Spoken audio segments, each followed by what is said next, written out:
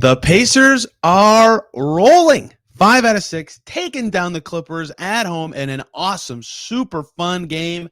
20-17 to close out the year. We'll talk about the game, Tyrese Haliburton's new clutch way of attacking, and at the end, a Raptors preview to open up 2023.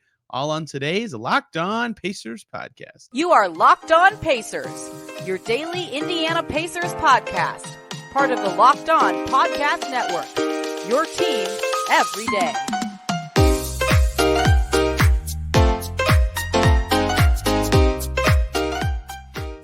Welcome in to another edition of the Locked On Pacers podcast, where we, of course, talk about the Indiana Pacers. As always, my name's Tony East. I cover the team for Forbes and SI, and today, so much fun stuff to get to because the Pacers are playing awesome basketball right now.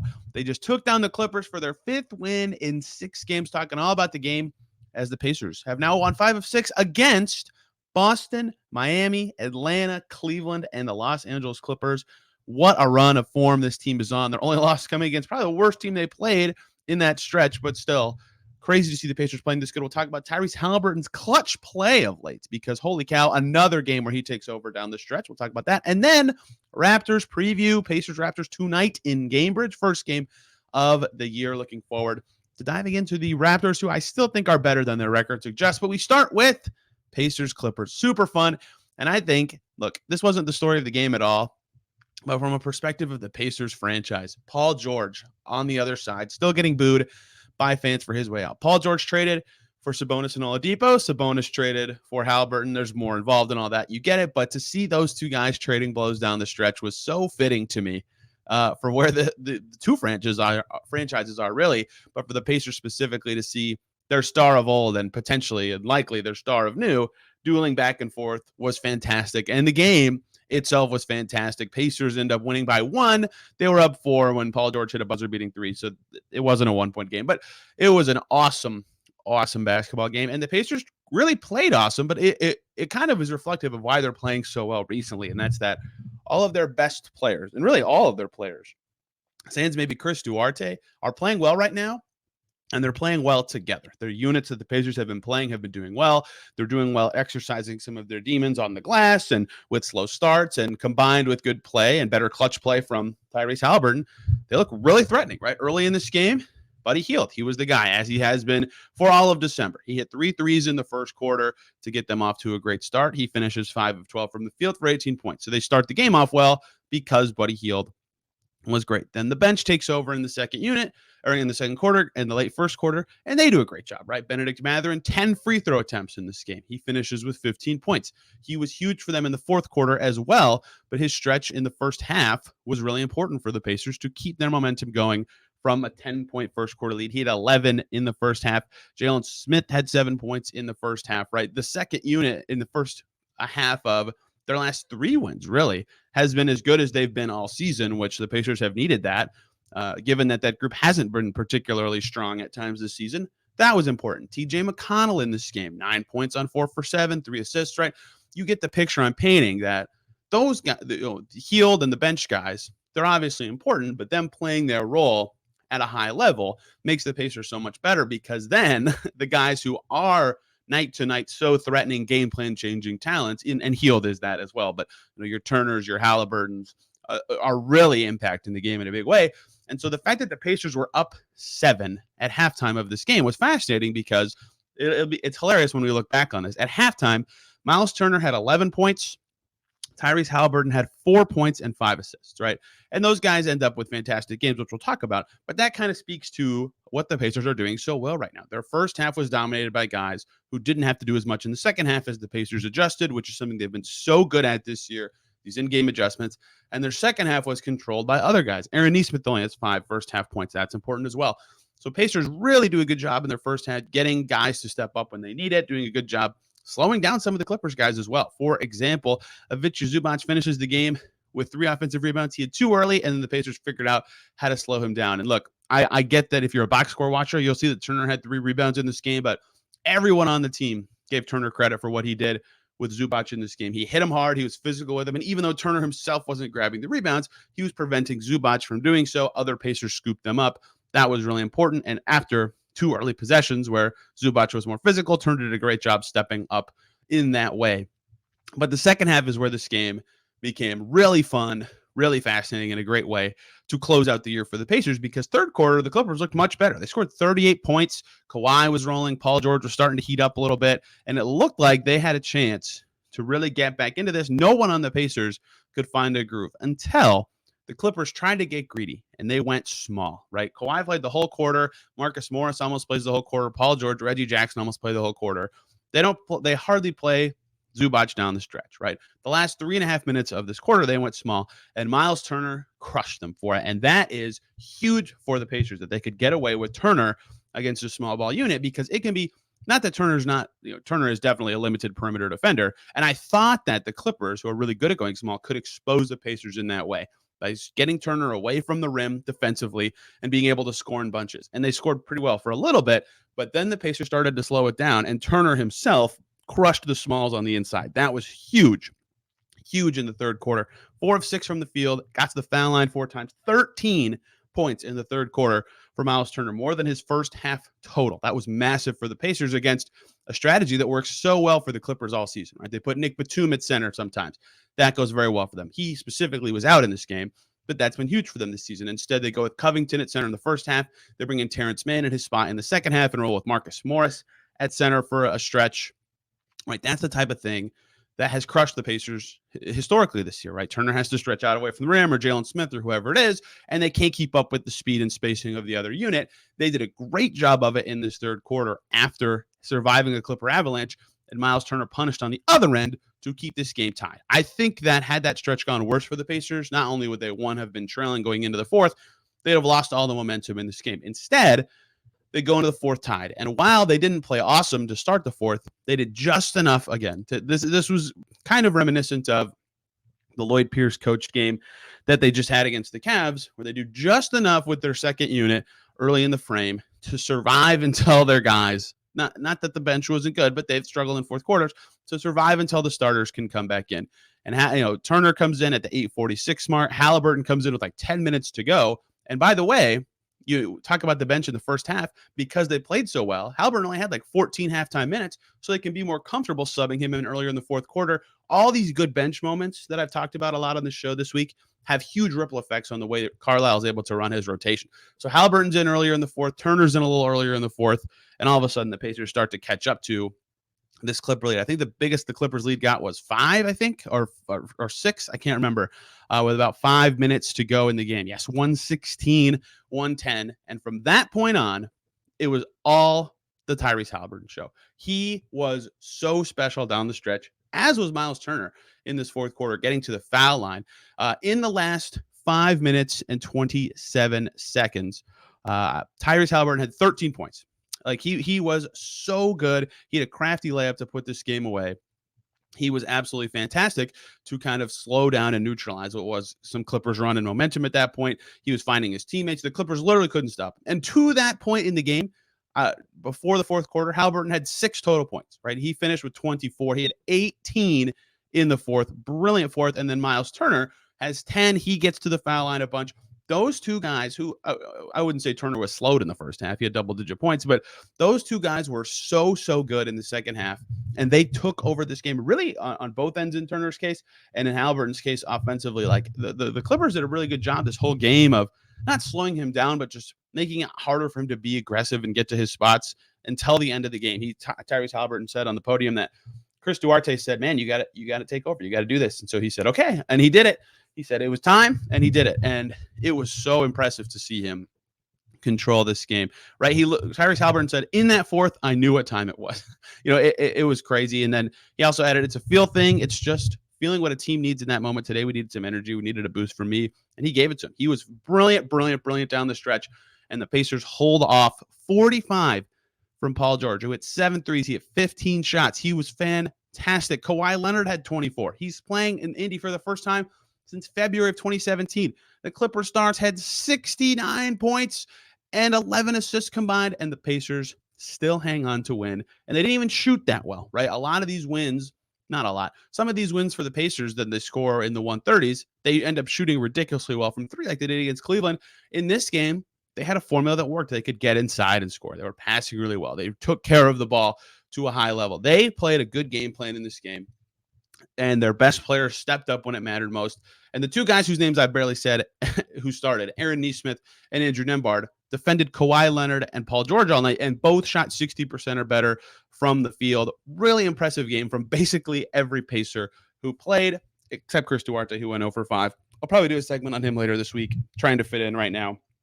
But either way, everyone else who played did a fantastic job. Pacers get a huge, huge win over the Clippers, who beat them earlier this season without both of their stars. So that was really impressive. Again, the Pacers always bounce back. They always respond.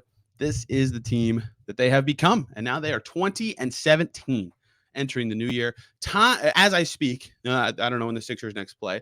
As I speak, though, tied for 5th in the East in wins at New Year's. Crazy. TJ McConnell dunked on me, funnily enough, after the game. I asked him, because he was one of the guys on the team last year at New Year's. They had 14 wins at the end of 2021 and 20 at the end of 2022. I said, what do you see as the biggest difference between the teams at the end of the year? He said, about 6 wins. Okay, you got me there. That's accurate. But the Pacers are playing well. They're rolling. They're probably going to exceed their last season wins in the month of January, and I'm looking forward to seeing when that happens. They're approaching the halfway point. They're approaching key roster deadlines.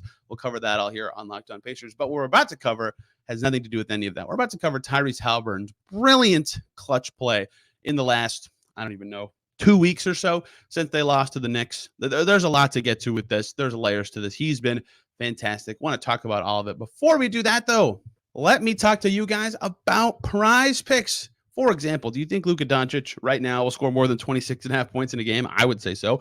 LeBron to have more than 7.5 rebounds. KD more than or less than 6.5 assists. That's the entire premise of PrizePicks. You pick a player and you pick, will they go over or under a certain PrizePicks stat projection, and you can win up to 25 times your money on any entry. What I like about it, it's you versus the projections, not other people. You can't get out-researched by people. It's all your decisions, and they offer projections on any sport you watch: NBA, NFL, MLB, NHL, college, PGA.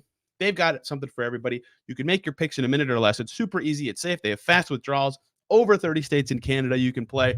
Download the PrizePicks app or go to prizepicks.com, sign up, and play daily fantasy sports. First-time users can receive a 100% instant deposit match up to $100 with the promo code LOCKEDON. You deposit 100, you get 100. Deposit 50, you get 50. You get the idea, but don't forget, you got to use the promo code LOCKEDON to do so for that instant deposit match. PrizePicks, daily fantasy made easy.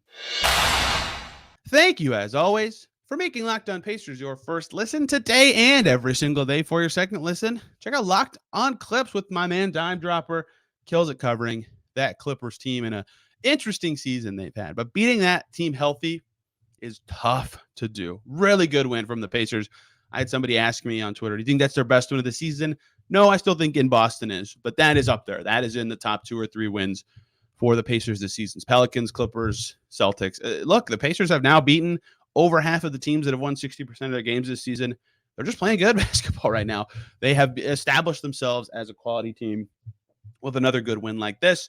And a big part of it has been Tyrese Haliburton becoming a clutch maestro, right? And this started, I guess it didn't start at a specific time. He has, as the season has progressed, I would say, from day one till now, he has slowly but surely figured out the balance of aggression and passing. And I think he really showed it like for full games in day one, right? Their very first game of the season when he did very well against the Wizards. But in the clutch, that balance was not always what the Pacers needed, right? They needed him to be more aggressive in the clutch at times. And he took a shot over Julius Randle against the Knicks that would have won the Pacers the game. He missed it.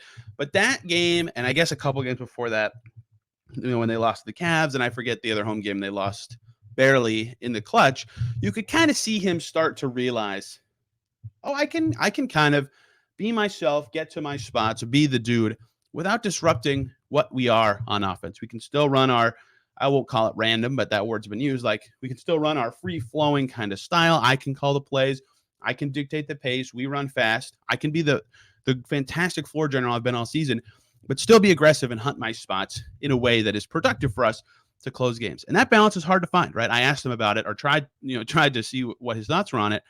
after the Clippers game, and he said, "Look, no one knows like how you strike that balance on a game-to-game basis." He said he's talked to Jenny Bouchek, the Pacers assistant coach, about it because Jenny Bouchek coached Sue Bird in Seattle. Sue Bird, the one of the best, if not the best, point guards in WNBA history, also a clutch master, right? And he studied some of what Sue's done in the clutch. How do you balance being this aggressive scorer, but still being a point guard, fitting in with what your system is doing, running the show, things like that? And he is really doing better, really a fantastic job at one, knocking down shots and being a clutch player. Brilliant these last couple of weeks. Obviously, that part's obvious. We can see the shots go in, but looking at the results isn't a fair picture to Tyrese because the process has been awesome. The fact that he knows so well what this team has needed in the clutch for these last couple of games and given it to them from a scoring, assisting, setup perspective has been just brilliant, brilliant stuff. And this Clippers game was, of course, the latest example. Like, it does not take a brainiac to look at the box score and go, wow, he had 18 points, in the fourth quarter. But he didn't just have 18 points. He had 2 rebounds and assists to steal a block, and the assists would have been higher had Miles Turner not been fouled quite often. In that fourth quarter, getting to the foul line, he was finding Turner with some of those passes. I think both, actually, of the times that Turner went to the line in the fourth, he was set up by Haliburton. Haliburton himself gets to the line 7 times. Like, he was doing a really good job of recognizing where the pressure points were in the Clippers defense and tearing it up. And that is what he has done and what the Pacers have done for a while, right? Clutch win against the Cavs this week. And that's a team that they just struggled with in the clutch earlier this month, right? In Cleveland, they were up 5, I think, with about 5 minutes to go. Neesmith dunks from the wing. Looks like they've got this momentum. Cavs storm down the stretch and win. Donovan Mitchell takes over, right? The Knicks game was similar. They were up 5 with like 2 minutes to go in that game. And they give it away. They didn't know how to win those games until in Boston. They didn't know how. They were just struggling to do it. In Boston, they figured it out, right? Haliburton did a great job controlling the pace of that game and scoring in the fourth quarter. You all remember the Miami game. I did a bonus podcast. It was so good. 43 points, the game-winning shot, took over down the stretch. Like, those were the moments where I think he kind of, happy learned how to putt is not nice enough because he's been doing better already. But like the moments, right? I called it that maybe the seminal moment for Tyrese in the clutch because now he'll have the confidence and, he's given the green light now to be the dude, right? When he hit the game winner against the Heat and was awesome against the Hawks, even though they didn't really need clutch time in that game. And the Cavs, again, like, he's just been so good in these moments. And like, looking at the stats is so jarring, right? The last 6 games the Pacers have played, only 4 of them have had clutch time, but this is every game since the Knicks game. So no Pelicans game here because there was no clutch time in that game. No Hawks game here. But in the 4 games that had clutch time, so what clutch time is, for those unaware, the NBA defines it as you're in the last 5 minutes of a game or you're in overtime and the score is within 5 points, right? So a 2-possession game with less than 5 minutes to go. Pacers have played 4 of those games in the stretch since they lost to the Knicks, since Tyrese Haliburton missed a potential game winner over Julius Randle. He was beating himself up over. Haliburton in the Pacers with Haliburton on the court in those 4 games, 142.3 offensive rating in the clutch, not in the whole game.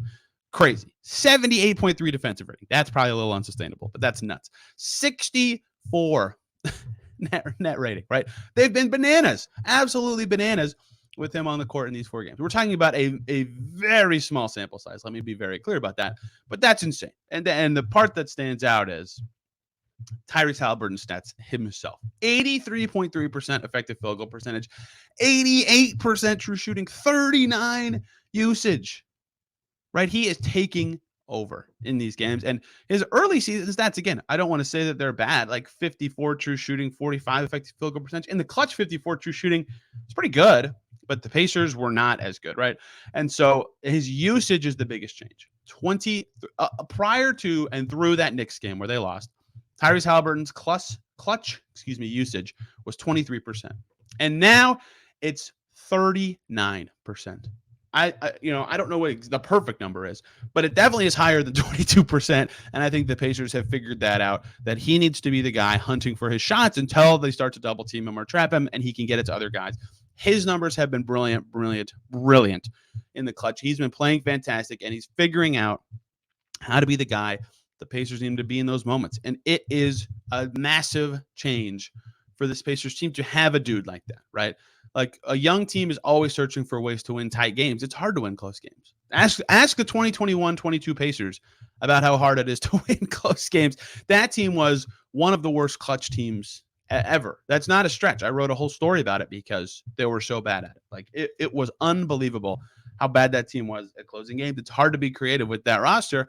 The Pacers' current roster, and believe they have in each other, and believe the coaching staff has in Tyrese, they don't have to be creative. They have a guy who can do it for them. He can get the shots. He can make the actions run. He can find his teammates when he needs to, but he can find his own spots when he needs to. And because he's such a threat from deep, because he can get in there and get 7 free throw attempts against the Clippers, for example, because he's such a threat and requires so much defensive attention, he's transformed the Pacers' clutch play. And in turn, that has transformed their season.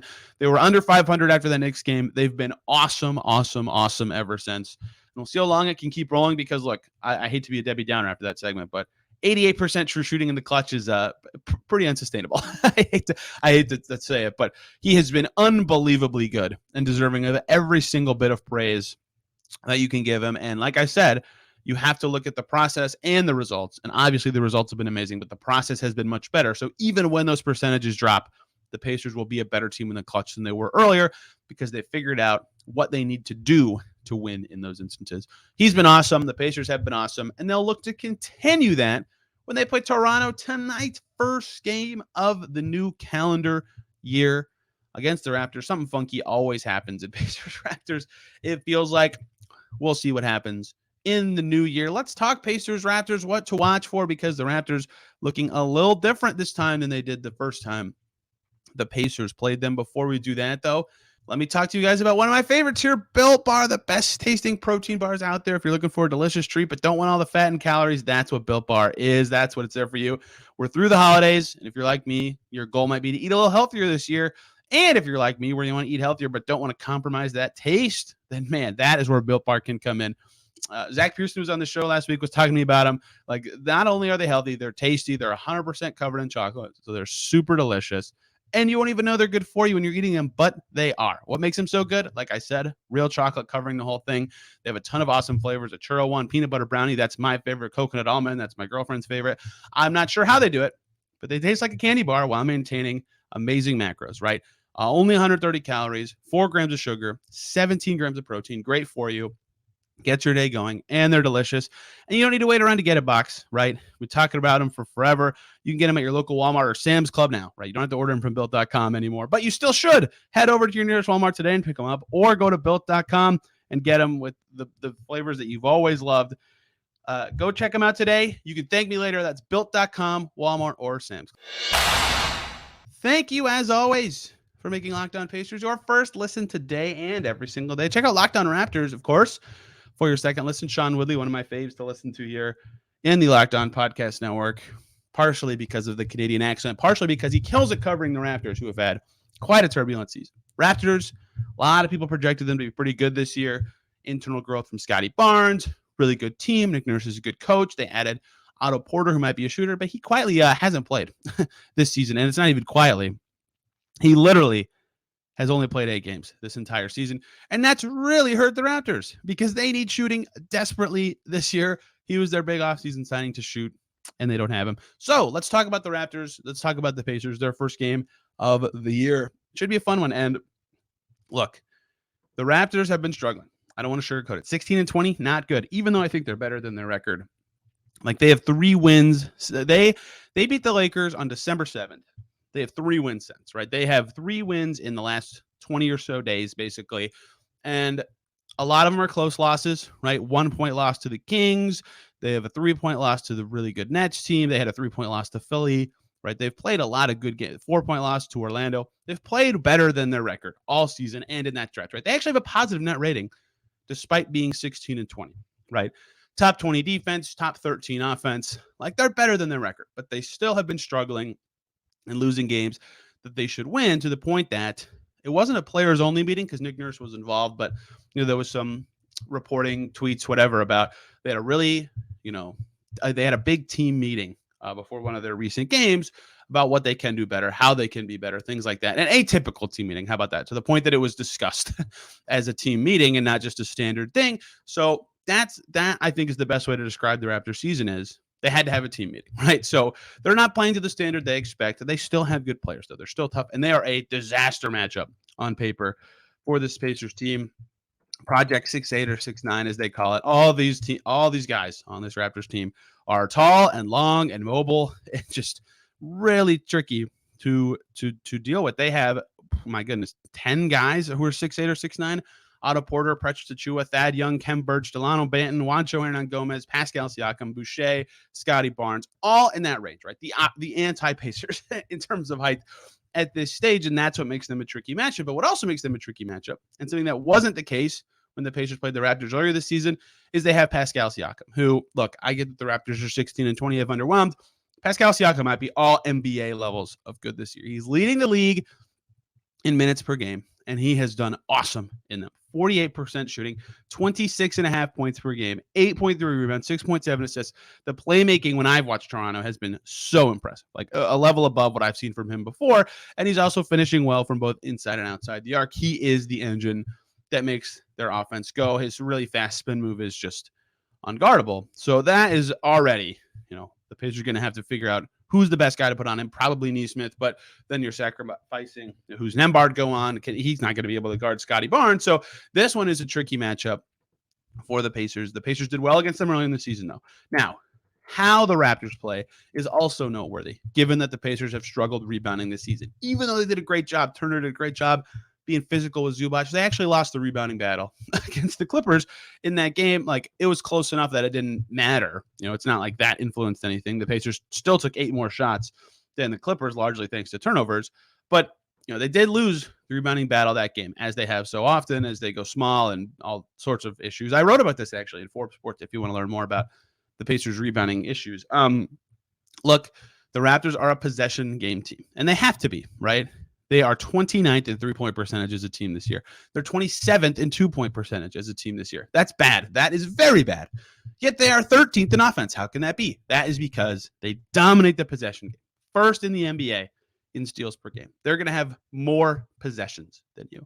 And the reason their offensive rating is good, 5th in offensive rebounds, right? So they're going to keep their possessions going. So they get some easy possession. Their half-court offense is not good, right? It's not good.